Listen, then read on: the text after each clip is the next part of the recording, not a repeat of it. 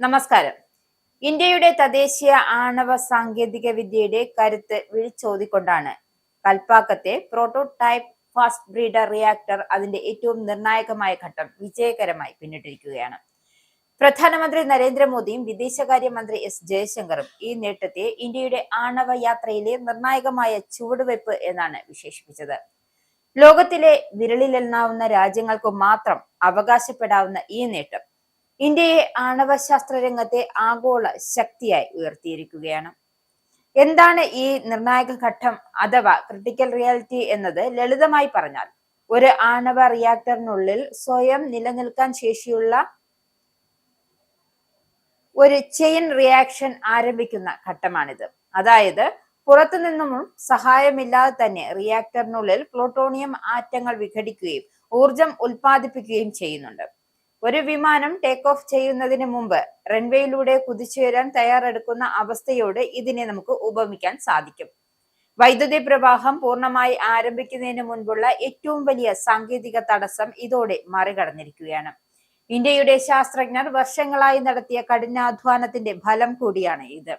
ഇന്ത്യയുടെ 3 ഘട്ടങ്ങളായുള്ള ആണവോർജ പദ്ധതിയുടെ 2ാം ഘട്ടത്തിലേക്കുള്ള ഗംഭീരമായ പ്രവേശനമാണ് ഇതെന്നും വിശേഷിപ്പിക്കപ്പെടുന്നു. കൽപ്പാക്കത്തെ ഈ റിയാക്ടർ കേവലം ഒരു വൈദ്യുതി നിലയം മാത്രമല്ല, മറിച്ച് ഒരു ബ്രീഡർ റിയാക്ടറാണ്. ഇതിന്റെ ഏറ്റവും വലിയ പ്രത്യേകത എന്തെന്നാൽ, ഇത് ഉപയോഗിക്കുന്ന ഇന്ധനത്തെക്കാൾ കൂടുതൽ ഇന്ധനം ഉൽപ്പാദിപ്പിക്കാൻ ഇതിന് സാധിക്കും എന്നതാണ്. പ്ലൂട്ടോണിയം ഉപയോഗിച്ച് പ്രവർത്തിക്കുന്ന ഈ റിയാക്ടർ പ്രവർത്തനത്തിനിടയിൽ കൂടുതൽ പ്ലൂട്ടോണിയം സൃഷ്ടിക്കപ്പെടുന്നു. ഊർജം ഉൽപ്പാദിപ്പിക്കുകയും അതോടൊപ്പം ഭാവിയിലേക്കുള്ള ഇന്ധനം കരുതി വെക്കുകയും ചെയ്യുന്നു. ഈ മാന്ത്രിക വിദ്യ ഇന്ത്യയെ ഊർജ സ്വയം പര്യാപ്തതയിലേക്ക് നയിക്കുകയാണ് ചെയ്യുന്നത്. എന്തുകൊണ്ടാണ് ഇന്ത്യക്ക് ഈ നേട്ടം ഇത്രയേറെ പ്രസക്തമാകുന്നു എന്ന് ചോദിച്ചാൽ, ഇന്ത്യയിൽ യുറേനിയത്തിന്റെ ശേഖരം പരിമിതമാണ്. എന്നാൽ തോറിയത്തിന്റെ ലോകത്തിലെ ഏറ്റവും തന്നെ വലിയ ശേഖരം നമ്മുടെ പക്കൽ ഉണ്ട് താനും. 3ാം ഘട്ടത്തിൽ തോറിയം ഉപയോഗിച്ച് വൻതോതിൽ വൈദ്യുതി ഉൽപ്പാദിപ്പിക്കുക എന്നതാണ് ഇന്ത്യയുടെ ലക്ഷ്യം. അതിലേക്കുള്ള പാലം മാത്രമാണ് കൽപ്പാക്കത്തെ ഫാസ്റ്റ് ബ്രീഡർ റിയാക്ടർ പ്രവർത്തിക്കുന്നത്.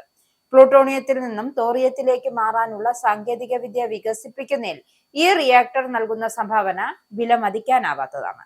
വിദേശ രാജ്യങ്ങളെ ആശ്രയിക്കാതെ തന്നെ ഇന്ത്യയുടെ വീടുകളിലും വ്യവസായശാലകളിലും വെളിച്ചമെത്തിക്കാൻ ഇതിലൂടെ കഴിയും. പൂർണ്ണമായും ഇന്ത്യയെ രൂപകൽപ്പന ചെയ്തതും നിർമ്മിച്ചതുമാണ് കൽപ്പാക്കം റിയാക്ടർ എന്നത് ഓരോ ഇന്ത്യക്കാരനും അഭിമാനം നൽകുന്ന കാര്യമാണ്. ലോകത്തിലെ വൻ ശക്തികൾ പോലും പരീക്ഷിച്ച് പരാജയപ്പെട്ട ഇടത്താണ് ഇന്ത്യൻ ശാസ്ത്രജ്ഞർ വിജയിച്ചു കാണിച്ചിരിക്കുന്നത്. അമേരിക്കയെ പോലുള്ള രാജ്യങ്ങൾക്ക് പോലും ഫാസ്റ്റ് ബ്രീഡർ സാങ്കേതിക വിദ്യ ഇത്രയും വലിയ അളവിൽ വിജയിപ്പിക്കാൻ കഴിഞ്ഞിട്ടില്ല എന്നത് ന്യൂക്ലിയർ ഗവേഷകർ സാക്ഷ്യപ്പെടുത്തുന്നു.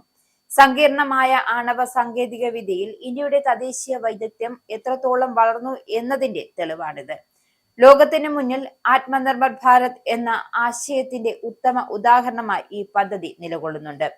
2 പതിറ്റാണ്ടിലേറെ നീണ്ട ഗവേഷണങ്ങൾക്കും കാത്തിരിപ്പിനുമൊടുവിലാണ് 500 മെഗാവാട്ട് ശേഷിയുള്ള ഈ റിയാക്ടർ പ്രവർത്തന സജ്ജമാകുന്നത്. കമ്മീഷൻ ചെയ്യുന്നതോടെ ഇത് ഇന്ത്യയുടെ ക്ലീൻ എനർജി ലക്ഷ്യങ്ങൾക്കും വലിയ കരുത്തേകും. കൽക്കരി പോലുള്ള പരിസ്ഥിതിക്ക് ദോഷകരമായ ഇന്ധനങ്ങളെ ആശ്രയിക്കുന്നത് കുറയ്ക്കുവാനും ആഗോള താപനത്തിനെതിരെയുള്ള പോരാട്ടത്തിൽ പങ്കുചേരുവാനും ഇന്ത്യയെ ഇത് സഹായിക്കും. സുരക്ഷിതവും സുസ്ഥിരവുമായ ഊർജ സ്രോതസ് എന്ന നിലയിൽ ആണവോർജം ഇന്ത്യയുടെ ഭാവി വികസനത്തിന് അവിഭാജ്യ ഘടകമാണ്. ശാസ്ത്ര സാങ്കേതിക മേഖലകളിൽ ഇന്ത്യ കൈവരിച്ച മുന്നേറ്റം ആഗോളതലത്തിൽ തന്നെ ചർച്ചയായിരിക്കുകയാണ്. ചുരുക്കത്തിൽ, കൽപ്പാക്കം റിയാക്ടർ നിർണായക ഘട്ടത്തിലെത്തിയത് ഇന്ത്യയെ സംബന്ധിച്ചിടത്തോളം കേവലം ഒരു സാങ്കേതിക നേട്ടം മാത്രമല്ല, മറിച്ച് ഒരു ജനതയുടെ സ്വപ്നങ്ങളുടെ സാക്ഷാത്കാരം കൂടിയാണ്.